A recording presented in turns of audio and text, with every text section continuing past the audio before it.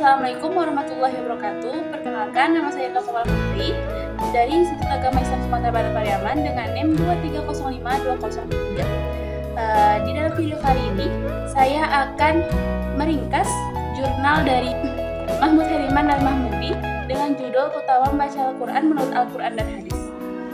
Pemahaman tentang keutamaan membaca Al-Quran menurut Al-Quran dan Hadis mencakup aspek-aspek yang mendalam dan memberikan pedoman bagi umat Islam dalam memperdalam ajaran agama mereka. Dalam jurnal ini yang dibahas pertama kali ialah definisi dari membaca. Membaca menurut Fuziono merupakan kegiatan yang dilakukan oleh pembaca untuk menganalisis isi dari teks yang dibacanya.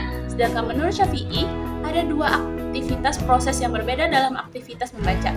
Yang pertama itu proses fisik dan yang kedua adalah proses psikologis. Proses fisik merupakan aktivitas observasi visual manusia, sedangkan proses psikologi yang dimaksud oleh Syafi'i merupakan hasil pengamatan yang dilakukan oleh penglihatan manusia melalui sistem saraf. Jadi dari dua pendapat di atas, kegiatan membaca sangat memerlukan aspek fisik dan aspek psikis.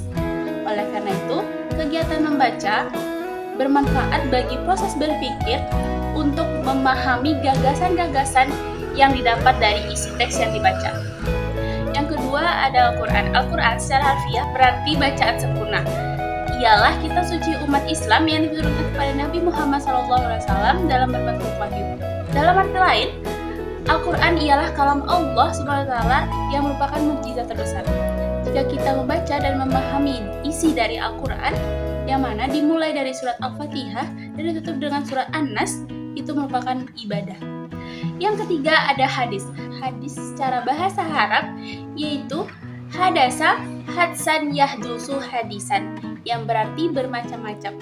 Kata al-hadis dapat pula diartikan sebagai al-khabar, yaitu ma yutahaddas bihi yunqal, yang berarti sesuatu yang dapat diperbincangkan, dibicarakan atau diberitakan, dialihkan dari seseorang kepada orang lain.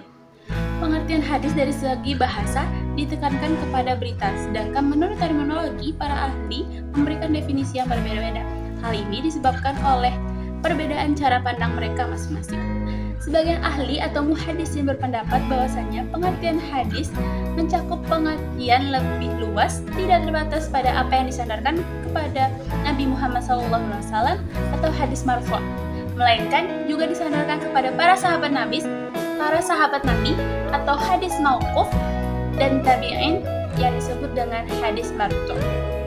Ulama ushul fikih berpendapat bahwasanya hadis adalah segala perkataan, perbuatan, dan ketetapan dari Rasulullah SAW yang berkaitan dengan hukum.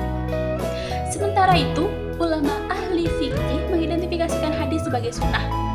Salah satunya yaitu hukum takfiri, yang mana jika suatu perbuatan apabila dikerjakan akan mendapatkan pahala, dan jika ditinggalkan juga tidak apa-apa. Para jumhur ulama umumnya berpendapat bahwasanya hadis memiliki istilah lain yang semakna, yaitu sunnah, khabar, dan atsar, yang mempunyai pengertian yaitu segala sesuatu yang dinukilkan dari Rasulullah, sahabat, dan tabi'in, baik dalam perkataan, perbuatan, maupun ketetapannya, baik semuanya dilakukan sewaktu-waktu saja ataupun lebih sering dan sering diikuti oleh para sahabat. Yang keempat ada keutamaan membaca Al-Quran dan hadis. Menurut pembahasan Umar bin Khattab, bahwasanya Al-Quran memiliki tingkatan yang paling tinggi di sisi Allah SWT.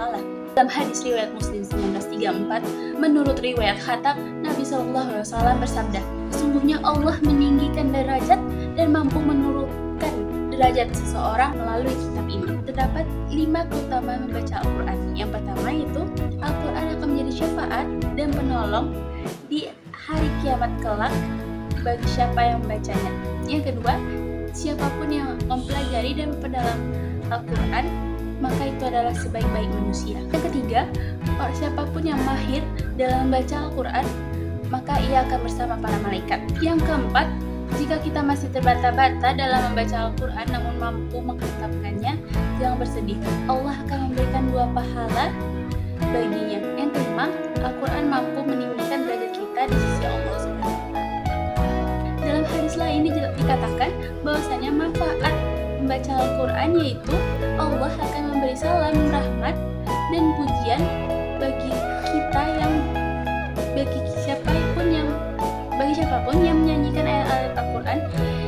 kelak para malaikat akan mengelilingnya. Selain itu, menghatamkan Al-Quran merupakan amal yang paling dicintai oleh Allah Subhanahu wa Ta'ala. Selain itu, Al-Quran juga merupakan penyembuh dan penyejuk bagi hati dan jiwa.